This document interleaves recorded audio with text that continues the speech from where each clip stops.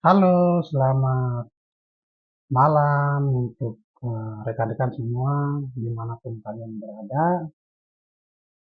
Semoga kabar kalian baik dan sehat walafiat dalam perlindungan Tuhan selalu. Amin.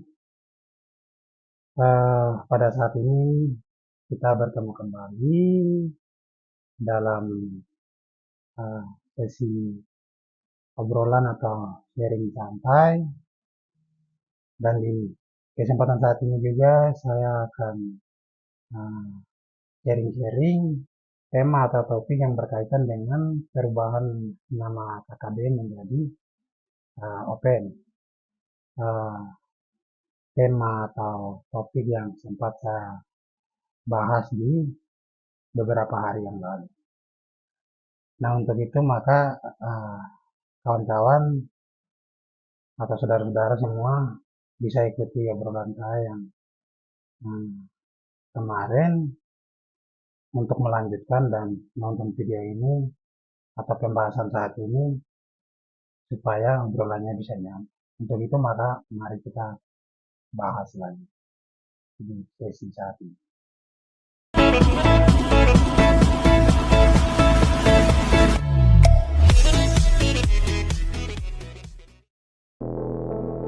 Juga Panglima TNI ya sudah bilang bahwa ada pengubahan penyebutan ya, biasanya kita kenal dengan KKB, kemudian ada OPM, sekarang semuanya namanya OPM gitu. Sebenarnya untuk apa ini pengubahannya? Supaya mempermudah apa? Ya, artinya kan OPM, kenapa disebut OPM, Organisasi Papua Merdeka, kan artinya mereka ini terdiri dari front politik, front bersenjata, front clandestine, front diplomatik di luar negeri, dan sebagainya. Sehingga secara utuh lebih bagus penyebutan adalah OPM tadi, karena mereka tadi sudah menyebutkan front-front tadi. Mereka bersenjata, mereka punya front politik, mereka bahkan ada yang di luar negeri, sebagainya. Jadi kalau hanya disebut sebagai KKB saja, saya rasa itu tidak mencakup seluruh upaya mereka itu, gitu loh. Artinya Pak Bagaimana Kristome sudah terorganisir semua, kemudian juga semuanya punya tujuan yang sama untuk memerdekakan tadi ya, sendiri gitu ya. betul, mereka kan berniat untuk memerdekakan diri, memisahkan diri dari Indonesia. Ya. TPNPB, jadi Tentara Pembebasan Nasional Papua Barat, bersama dengan UPM. Ya. Sekarang mereka sudah melakukan teror, melakukan pembunuhan, pemerkosaan kepada guru, nakes, pembunuhan kepada masyarakat, TNI, Polri. Ya. Masa harus kita diamkan seperti itu? Dan dia kombatan membawa senjata. Saya akan tindak tegas untuk apa yang dilakukan oleh OPM. Tidak ada negara dalam satu negara. Dari video yang tadi itu memang terlihat jelas ya, terlihat jelas bahwa tujuan daripada perubahan nama yang dilakukan oleh Jenderal TNI Agus Subianto pada bulan April kemarin itu dengan maksud dan tujuan untuk menghentikan laju perjuangan yang yang dilakukan oleh rakyat sipil. Jadi dari kubu TNI ini mereka merasa merasa tidak mampu untuk mengatasi persoalan kemanusiaan yang ada di Papua, konflik yang terjadi di Papua, sehingga perubahan nama itu terjadi di dalam tubuh TNI itu sendiri. Jadi mereka melakukan perubahan nama itu untuk menghentikan atau untuk melemahkan pergerakan perjuangan dari rakyat Papua. Karena apa? Karena mereka melihat perjuangan kemerdekaan Papua itu bukan hanya dipelopori oleh TPNPB yang notabene kemarin disebutkan untuk KKB, tetapi mereka melihat begini, wah ternyata perjuangan kemerdekaan Papua ini bukan hanya dilakukan oleh TPNPB, sehingga uh, sehingga harus penyebutannya harus kita rubah menjadi OPM, karena mereka melihat itu tadi, mereka melihat dilakukan juga oleh rakyat sipil melalui organisasi-organisasi politik. Nah, kalau kita sikapi ini dengan kritis, oke, pemerintah melakukan ini oke saja. Tetapi cara mereka melihat persoalan, cara mereka menyelesaikan persoalan, ini sangatlah kacau. Masa sih metode yang mereka pakai untuk menyelesaikan persoalan itu dengan operasi militer? Itu kesalahan pertama. Kesalahan kedua, masa sih sekarang dengan perubahan nama itu mereka mau melakukan operasi militer lagi ke rakyat sipil kota atau desa yang notabene masyarakat sipil itu tidak memiliki alat-alat tajam atau alat-alat tempur sama seperti TPNPB. Ini kita lihat ini juga bagian dari uh, kesalahan besar. Tidak bisa. Jadi tidak bisa tuh pendekatan pendekatan atau menyelesaikan persoalan dilakukan oleh tidak bisa dilakukan dengan kekerasan yang merujuk pada PPNPB yang notabene pegang senjata dan rakyat sipil itu tidak bisa disamakan dan tidak bisa melakukan pendekatan juga dengan metode yang sama, tidak bisa. Kalau PPNPB tentara polisi mau berhadapan dengan kekerasan senjata tembak-tembakan itu masih wajar lah karena kalian sama-sama atau mereka sama-sama itu punya status yang sama sebagai tentara. Tetapi kalau berhadapan dengan rakyat sipil, saya kira itu keliru. Itu adalah kesalahan. Itu yang kedua. Dan berikutnya yang ketiga, itu baru kalau menurut saya bahwa OPM ini juga tidak tepat. Yang tepat itu adalah pemberontak bersenjata. Kenapa? Karena tugas pokok TNI salah satunya adalah mengatur. Yang ketiga adalah kita lihat bagaimana upaya yang terlalu dimonopoli oleh pihak TNI. Jadi TNI seakan-akan punya monopoli semua persoalan kekerasan yang ada di Papua. TNI handle di bagian hutan, di bagian luar, sampai dia handle juga di bagian kota. Dan untuk melakukan penangkapan atau melakukan penyisiran di kota, itu juga dilakukan oleh TNI. Padahal ini sebenarnya ini wilayah-wilayah Polri, wilayah kepolisian. Tetapi kalau kita lihat, ini semuanya dimonopoli oleh TNI tadi. Nah, dalam tupoksi pembagian ruang pekerjaan atau wilayah operasi, itu kita lihat itu kan antara TNI dan kepolisian atau Polri ini memiliki tupoksi wilayah yang berbeda. Sekarang ini yang menjadi persoalan TNI handle semua. Sehingga kita lihat juga di dalam perubahan nomenklatur penyebutan yang awalnya KKB menjadi OPM, di pihak kepolisian sendiri masih menggunakan nama KKB, sedangkan di TNI sudah merubah menjadi OPM.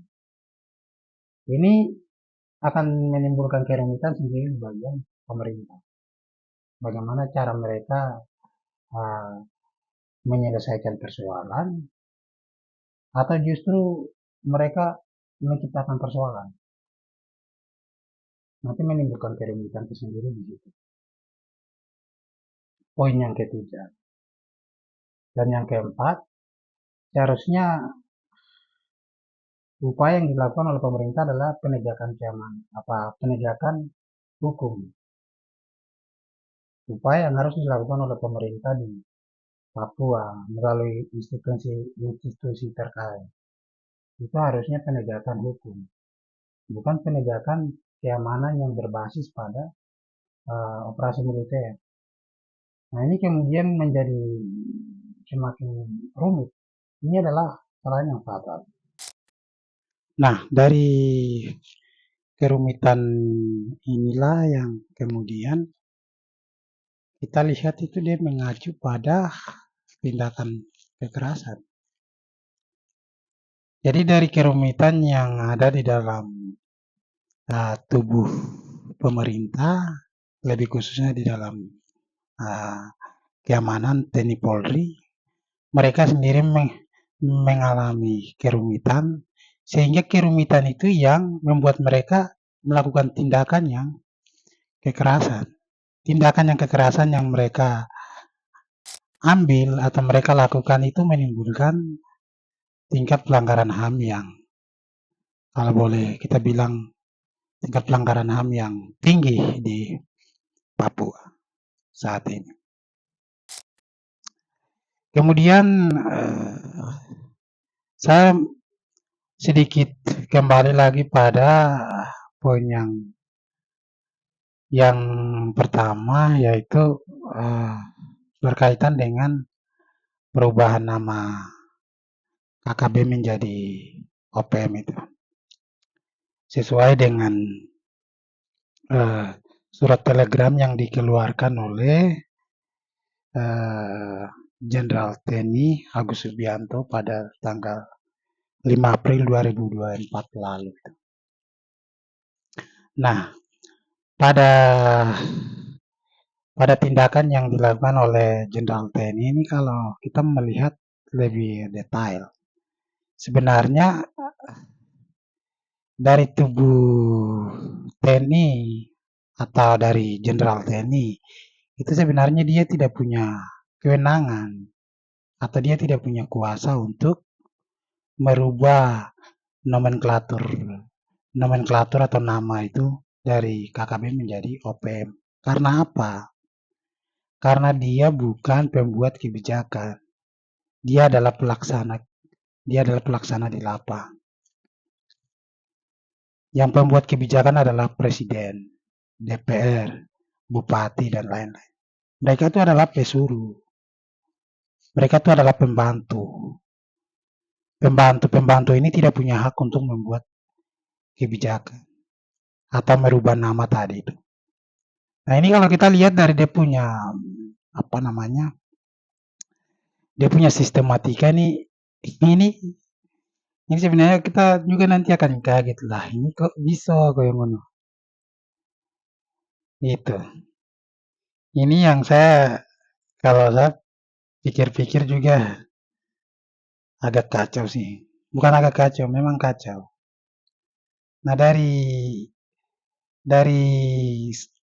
tindakan atau dari tindakan yang semena-mena begini tanpa ada instruksi dari presiden atau dari DPR Papua atau dari bupati, ini yang kita takutkan nanti.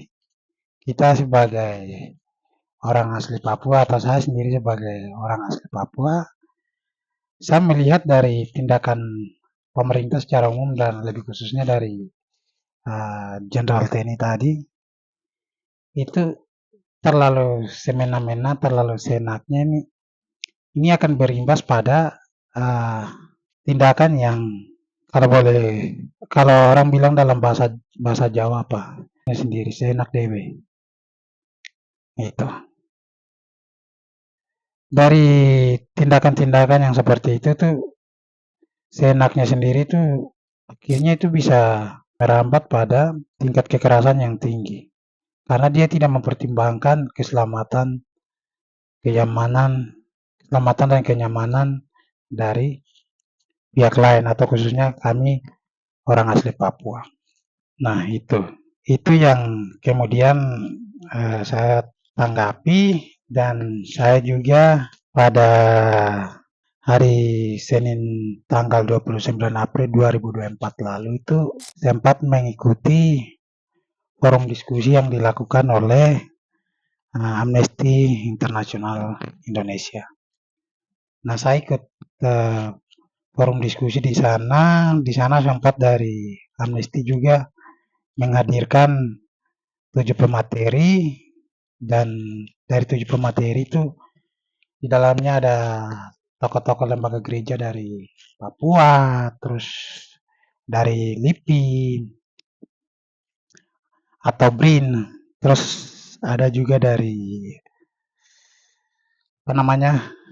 ada juga Bang Hamid juga dihadirkan, dan saya menyaksikan itu diskusi yang berlangsung di sana. Ada beberapa tokoh yang mereka sampaikan di situ, penjelasan mereka saya lihat cukup menarik, mulai dari tokoh-tokoh gereja sampai eh, Bung Hamid juga sempat memaparkan, kalau tidak salah ada 3 poin penting yang beliau sampaikan di situ.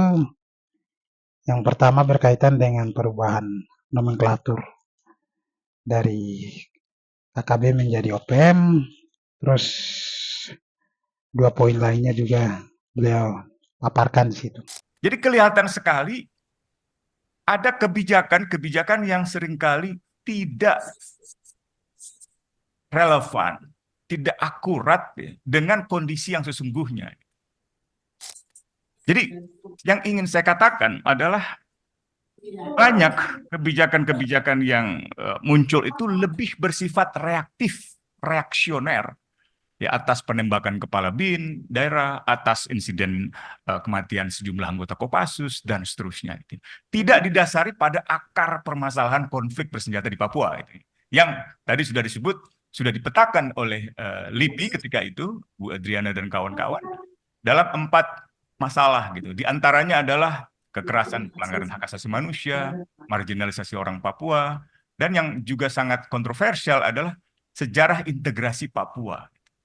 Karena persoalan masalah Papua itu dari sejarah politik bangsa Papua, karena orang Papua pertama sejak zaman Belanda itu orang Papua sudah membentuk satu negara pada yang dideklarasikan pada 1 Desember 1961. Nah, kelihatan sekali pendekatan reaktif itu hanya muncul di level kementerian dan lembaga, Kementerian Polhukam dan Panglima atau pemimpin lembaga. Padahal untuk mengatasi konflik bersenjata di Papua, yang berwenang untuk mengambil kebijakan, pemerintah dan DPR. Jadi Panglima tidak bisa mengambil kebijakan sendiri dan menjalankan sendiri, karena ia bukan pembuat kebijakan. Ia pelaksana kebijakan di sektor pertahanan negara. Kebijakan pertahanan negaranya apa? Itu yang tidak ada. Akibatnya pendekatan-pendekatan reaktif semacam ini bermunculan. Nah, itu diskusi yang menarik yang sudah diselenggarakan oleh Amnesty International Indonesia. Kemudian yang berikutnya saya juga mengikuti diskusi yang dilakukan oleh PBHI atau kepanjangannya Perhimpunan Bantuan Hukum Indonesia. Singkatan tadi saya sebutkan, PBHI. Mungkin kawan-kawan tahu.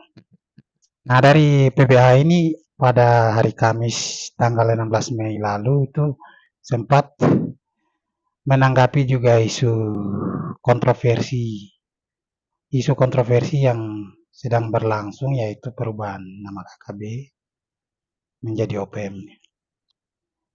Itu mereka, kawan-kawan atau saudara-saudara dari PBH itu sempat melakukan diskusi publik, yaitu dengan tema status berganti operasi penggerebekan TNI kian menjadi represi tiada henti terhadap orang asli Papua.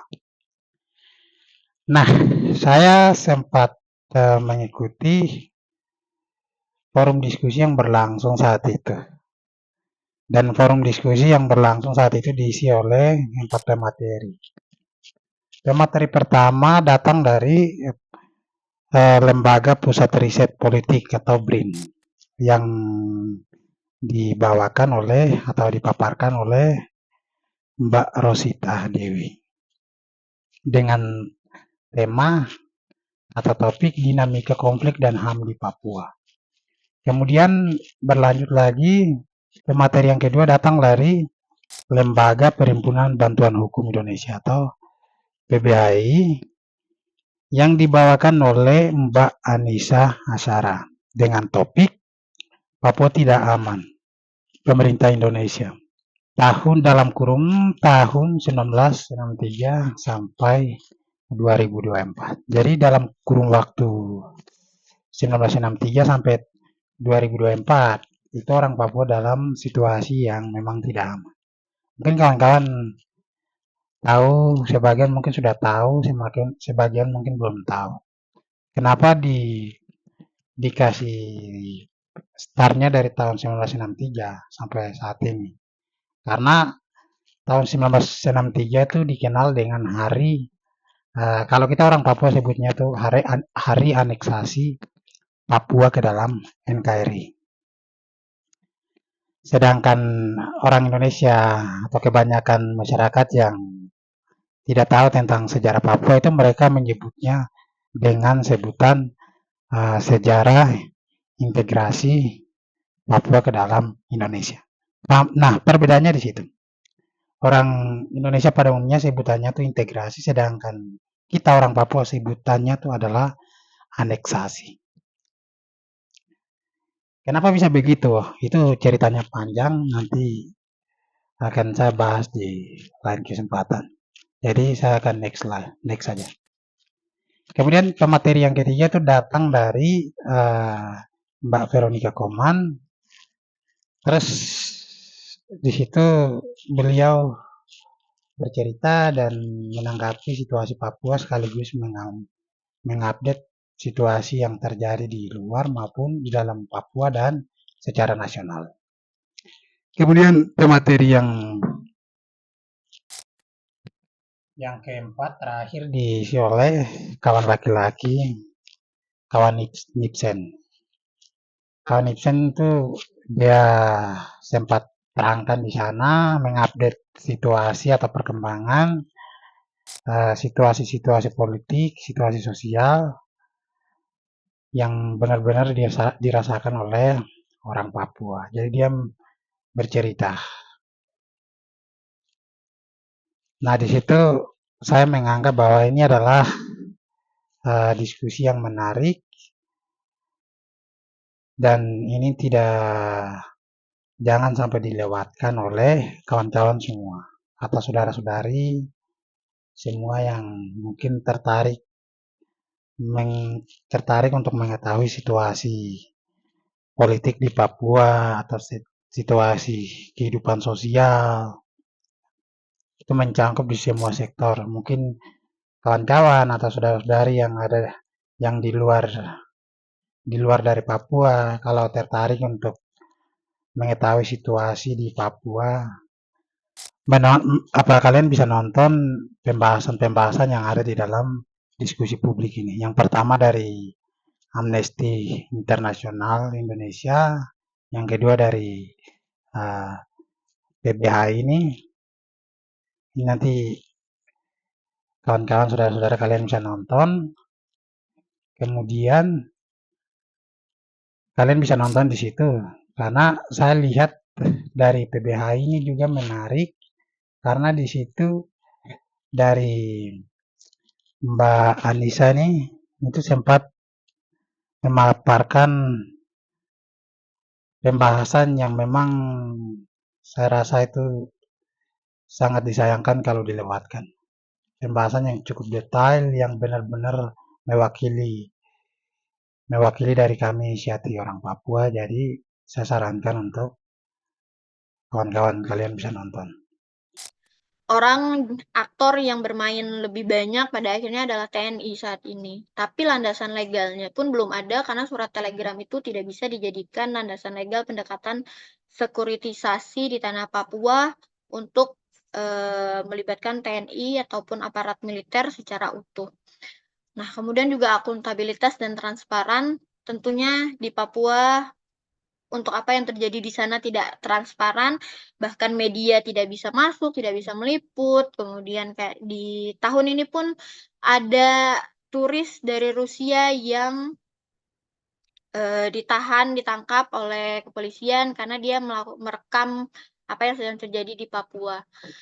Kemudian akuntabilitas terkait kalau memang akuntabilitas ini adalah daerah operasi militer, otomatis kita akan tahu jumlah korban baik itu dari TNI ada berapa, kemudian jumlah korban dari kepolisian berapa, jumlah korban dari KKB, KST, OPM atau apapun itu namanya itu harus diketahui oleh publik secara jelas. Kemudian apa yang terjadi di sana harusnya diketahui dan juga bukan ditutup seperti saat ini.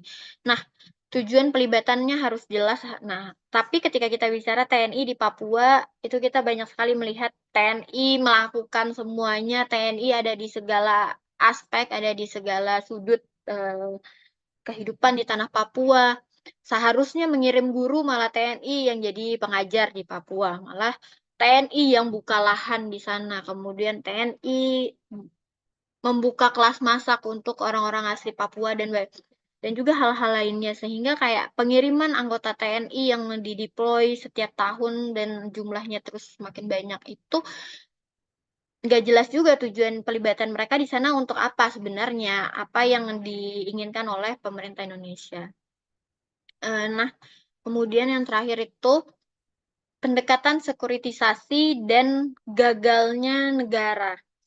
Karena khususnya terkait dengan transparansi, akuntabilitas, dan juga pengawasan serta evaluasi negara terhadap pendekatan keamanan di Papua.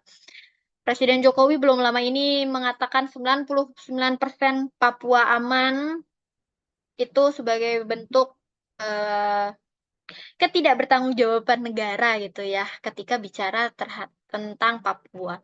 Karena bagaimana bisa mengatakan 99% Papua aman sedangkan ada banyak sekali tindakan-tindakan pelanggaran HAM, ada banyak sekali kasus-kasus pelanggaran HAM, pembunuhan di luar hukum, kemudian juga penyiksaan, dan bahkan yang paling terbaru di sini ada fotonya juga, di mana ada orang asli Papua yang disiksa oleh anggota TNI.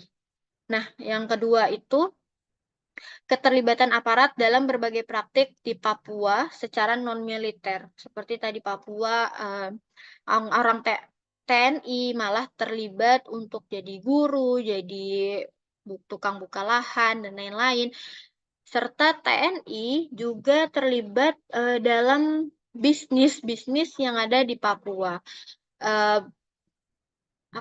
Terlibat dalam ruang-ruang bisnis, kemudian juga terlibat dalam pengamanan objek vital nasional, kemudian juga membantu pemerintah daerah, membantu yang sebenarnya bukan tugas mereka karena itu adalah tugas lembaga pemerintahan sipil. Nah, lemahnya akuntabilitas terhadap penyimpangan aparat militer di Papua ini juga suatu masalah yang sangat tidak selesai-selesai gitu ya. Karena seperti yang kita tahu ada banyak sekali kasus-kasus kekerasan, penyiksaan, pelanggaran HAM yang dilakukan pelakunya adalah TNI. Nah, untuk memahami semua kompleksitas persoalan yang tadi saya sebutkan di atas, untuk kita pahami dari sudut pandang lain, kenapa sih di Papua ini terjadi banyak sekali persoalan, terus kenapa sih orang Papua tuh ingin merdeka, bebas dari penjajahan Indonesia. Itu untuk kita melihat perjuangan rakyat Papua secara keseluruhan, kenapa mereka ingin keluar dari semua kompleksitas persoalan yang hari ini terjadi. Itu saya ingin sarankan juga kawan-kawan untuk menonton materi kuliah umum yang pernah diadakan oleh Bentala Rakyat pada hari Sabtu tanggal 30 Maret 2024. Itu saya sempat ikut waktu itu saya nonton. Jadi di situ temanya kuliah umum penindasan rasial dan sejarah pembentukan kapitalisme dan kolonialisme di Papua. Dalam materi ini diisi oleh Mbak Vero atau Kakak Vero. Dia adalah seorang dosen yang bertugas di Universitas Wisconsin Madison. Jadi dia adalah seorang dosen yang pada saat itu diminta oleh kawan-kawan dari Bentala Rakyat untuk membawakan atau mengisi materi kuliah umum. Itu materinya menarik, walaupun mungkin kalau kita simak dan kita simpulkan, atau saya simpulkan sendiri, itu mungkin terlalu teoritis. Tetapi ya sedikit-sedikit dia agak menyentuh realita. Karena yang Kakak Vero bahas di dalam situ itu tidak jauh dari realita kehidupan masyarakat yang ada di Eropa sana dan berangsur-angsur sampai ke daerah timur sini. Kebetulan sejak Indonesia menginjakkan kaki ke Papua dan sampai hari ini orang Papua pun bernasib sama, mengalami hal yang sama. Jadi di situ Kakak Vero menjelaskan cukup detail sehingga saya dalam pembahasan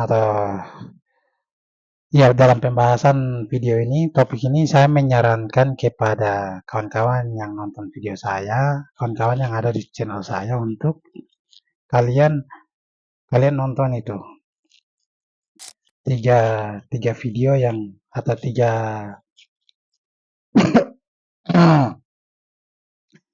forum diskusi yang sudah berlangsung itu. Yang pertama dari Amnesty itu, yang kedua dari PBHI, dan yang ketiga dari Bentala Rakyat. Nanti link videonya nanti saya taruh di deskripsi, jadi kawan-kawan bisa merapat ke sana untuk nonton, simak isi pembahasannya seperti apa, nanti kalian nonton sendiri, atau kalian nonton sendiri biar kalian pahami sendiri. Kalau saya jelaskan di sini takutnya ada kesalahan penyampaian seperti itu. Nah, saya kembali lagi pada pembahasan saya yang tadi, yaitu tentang perubahan nama KKB menjadi OPM tadi. Pembahasan saya yang terakhir di sini yang ingin saya sampaikan itu, dari perubahan nama ini cuma satu yang saya sendiri masih takutkan. Perubahan nama ini adalah operasi militernya itu melebar sampai ke seluruh kehidupan rakyat sipil, yaitu masyarakat yang tinggal di pedesaan atau di perkampungan sampai tinggal di perkotaan, yang ada di Papua sampai yang ada di luar Papua. Ini yang saya takutkan, karena kita lihat dia punya strategi atau pendekatan seperti tadi saya sampaikan, bahwa untuk pemerintah ketika melihat atau untuk mengatasi persoalan ini, memang mereka harus mencari titik temunya, baru melakukan tindakan. Kalau hanya asal-asal melakukan tindakan tidak bisa, karena itu perjuangan rakyat Papua ini terbagi. Tidak hanya ada di kombatan senjata, tetapi ada di rakyat Papua. Ada di rakyat sipil. Sehingga untuk menghadapi rakyat sipil tidak bisa dihadapkan dengan kekerasan juga, tetapi harus didekati dengan strategi yang berbeda atau pendekatan yang berbeda. Mungkin saja negosiasi politik, atau saya pinjam bahasa dari Pak Pendeta Gomar yang sempat sampaikan di forum diskusi Amnesty. Mari kita duduk sama-sama supaya kita bicara enaknya seperti apa. Nah, simpelnya kayak begitu. Nah, ini tidak bisa disatukan. Kalau disatukan dengan satu metode dan taktik untuk menyelesaikan persoalan, itu jatuhnya atau hasil yang didapatkan itu bukan menyelesaikan tetapi menambah persoalan. Nah, itu yang kemudian saya sendiri tuh agak khawatirnya di situ. Kami semua anak-anak muda, bahkan orang-orang tua, ini kami semua ini bisa kena sasaran, bukan kena sasaran tetapi kami semua bisa kena imbas dari perubahan nama ini.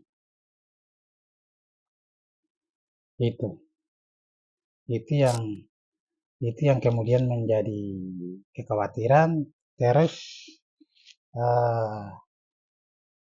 berikutnya juga saudara-saudara yang ada yang non Papua juga, ketika mereka ikut terlibat untuk menyuarakan isu Papua, takutnya mereka juga dikriminalisasi atau dihadapkan dengan tindakan kekerasan atau bahkan bisa berujung kematian.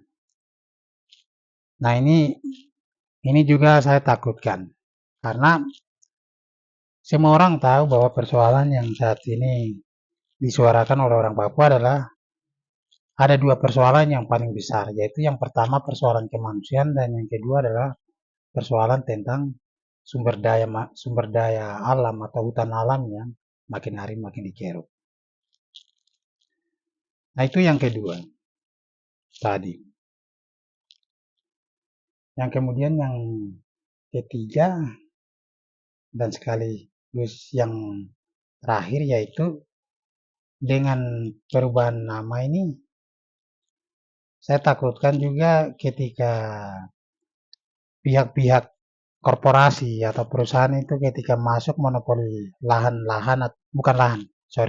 masuk monopoli hutan atau tanah di kita orang Papua, orang asli Papua di sana punya tanah itu ketika dimonopoli oleh pihak perusahaan maupun pihak pemerintah. Kalau kami mau bertindak untuk melawan, itu kami bisa bisa dicap sebagai OPM atau KKB. Padahal tindakan kami adalah tindakan untuk melawan atau menyuarakan tingkat kerusakan hutan yang ada. Nah, ini akhirnya bisa berimbas. Kita pengennya lain, nanti pemerintah tangkapnya lain. Nah, ini juga. Ini juga nanti besok akan terjadi. Masyarakat menyuarakan ini menolak perkebunan sawit, menolak perkebunan karet. Nah, yang pemerintah pikirkan itu mungkin barisan OPM. Padahal tidak. Itu masyarakat murni menolak kebijakan dari pemerintah dengan alasan ini. Itu juga saya pikir ini akan berimbas ke situ. Beberapa poin itu yang bisa saya tambahkan dan saya kira ini menjadi semacam refleksi dan kehati-hatian untuk kita sama-sama. Dan dari semua poin itu dari semua poin yang saya sampaikan berkaitan dengan perubahan nomenklatur dari nama KKB menjadi OPM. Ini kemudian menimbulkan pertanyaan. Yang sekiranya bisa saya ajukan di sini. Pertanyaan yang pertama tuh seperti ini. Apakah dengan mengganti nama KKB menjadi OPM bisa menyelesaikan persoalan di Papua? Itu pertanyaan yang pertama. Pertanyaan yang kedua, apakah dengan operasi militer bisa menyelesaikan persoalan kemanusiaan di Papua? Ini pertanyaan yang kemudian muncul dan berangkat daripada pembahasan saya yang sudah saya lalui di sesi saat ini atau kesempatan saat ini. Pertanyaan itu mungkin kawan-kawan bisa simak dan kamu juga bisa tanggapi di kolom komentar, boleh saja. Ya, mungkin itu saja sedikit pembahasan dari saya. Jangan lupa ya, kalian nonton itu video yang tadi saya sebutkan di awal itu. Kamu nonton juga itu supaya kamu paham. Itu saja yang bisa saya sampaikan. Terima kasih dan sampai ketemu di lain waktu.